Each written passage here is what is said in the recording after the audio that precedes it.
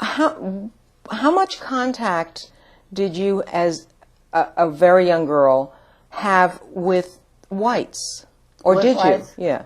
As a very young girl, we stayed in this house with the white family, which was very comfortable, which was nice. We had our part of the house that we stayed in. No, I didn't explain properly. Before you got to Kansas, before you got to Kansas, when you were very, very little. Now, she took us to Kansas when we were little fellas, and we had very little contact with whites, really.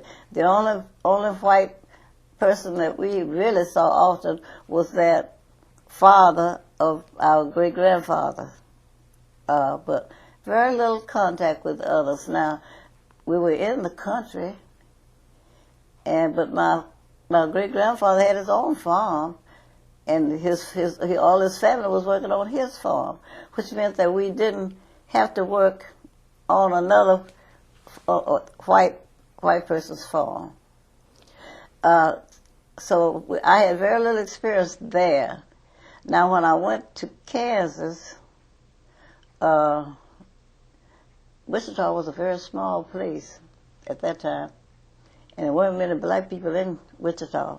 Now, Kansas City had lots of blacks in it, but Wichita had very few blacks in it. So, at what point did you become aware of any differences between whites and blacks as a child? Did your relatives talk to you about it, or when did you begin seeing that, well, things aren't the same for this person or this child because she's white and I'm black? I had very little experience with it. The schools were... Now, later on, Thurgood Marshall did come and help the people in Wichita get at least one black school so that the teachers who finished college could get a job, because I did know as a young child, I did hear them talk about how the girls would, and I was planning to finish too as a teacher, how the girls would finish, especially the girls, and could not get a job. The whites were given the jobs, and the blacks would have to go south in order to get a job.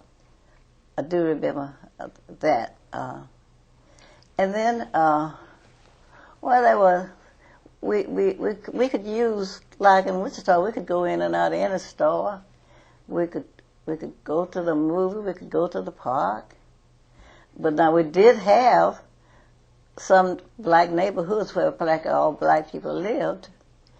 And I can remember the different neighborhoods that I can think of that were predominantly black would have maybe 2 or 3 white neighbors in the neighborhood. But were you aware of that the country was segregated? Were you aware of the strict, in other places, of the separation of the Texas, yeah. Now, when she would take us back to Texas, then we would notice that there was quite a bit of separation. Certain places you couldn't go, and but now, plus the fact, back during those days we were riding the train back and forth.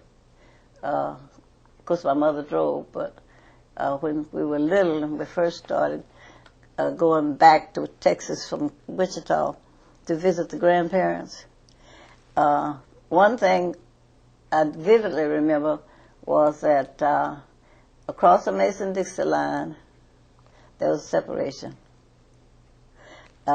We would get on the train in Kansas and ride, but when we got to the Oklahoma line, we had to come out of that car and go in the colored car. And then coming back from Texas, we would start out in the colored car, and then when we got to the Kansas line, we'd go into the other cars with everybody. That was the first time, really and truly, I really noticed that there was a big difference. How did it make you feel? Well, we were little. It didn't make that much difference with us then. as I got older, now as I started having my children and started teaching in Alabama, which was altogether different from what I had experienced through the years when I went to Tuskegee to school and then married and lived in Alabama. It made a big difference. What I would do then, I would get a special sleeper, and we would stay in it. At that time, they don't have them now, but then they had big berths with double beds, comfortable, and I would get those, and the children and I would ride in them so that they wouldn't notice that we were going to have to get up and move out and go into another. So going through the early stuff with the train and having to change from one car to another when you were a kid, that seemed normal, nothing special about it. We didn't worry about it. Right. Children, yeah. Well, that's that's to be expected. We were alone too. The three of us together on the train. For to take you up. We paid it no attention. Now, was there a time, an incident that happened in? I think it was I remember that it was in Wichita, about two men who got into a fight on a railway streetcar. Yeah, tell me about that. Yeah, these kind of things happen quite often. Wichita, like I said, being a small place, very few blacks, meant that when you rode, we had streetcars then. When you got on the streetcar to travel, you sat any way you wanted to.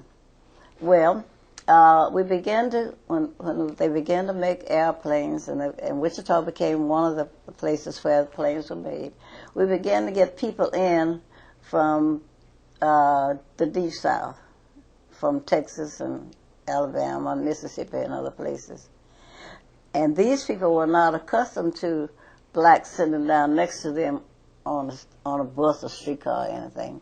So what would happen would be when we'd get on the streetcar, if we sat down beside one, then they might object to it and might say something ugly to you. Well, in this particular case, two men, a black man and a white man, got in an argument because the black man sat down next to the white man, and they started fighting on the streetcar.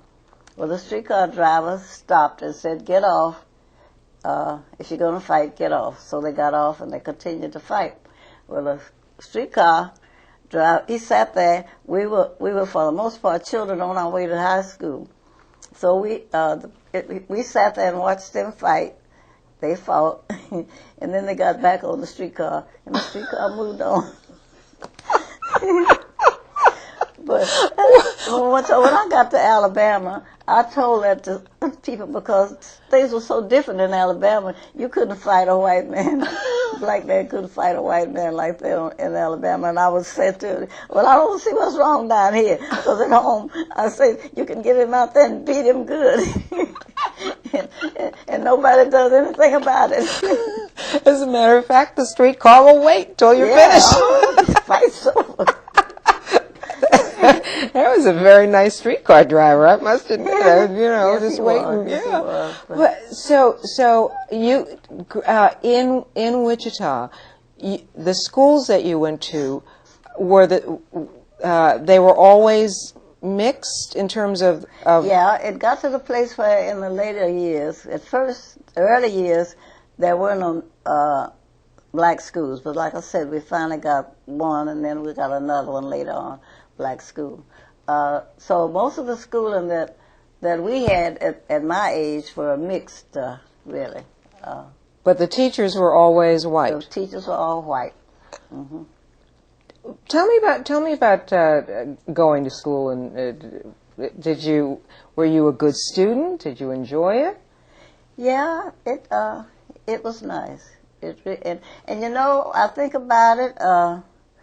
After I left Wichita, I went to Tuskegee, and then I decided to do some graduate work at Iowa State.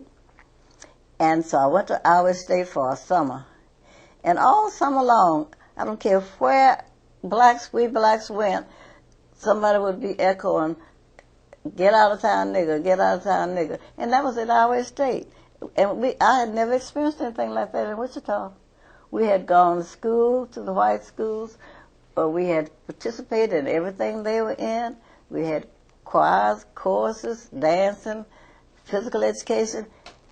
We took part in all of it. No problem. Were the neighborhoods mixed racially in Wichita? I mean, did whites and blacks live in the same neighborhood? Well, in some cases and some not. Mm-hmm. There were cases where the neighborhood was predominantly black and predominantly white. And you were in a neighborhood. What kind of neighborhood? I was in a neighborhood that was predominantly black. Really, there were a few white families. There really was one family with a white wife and a black husband in my neighborhood, but it really had more blacks in the neighborhood that I grew up in than it had whites.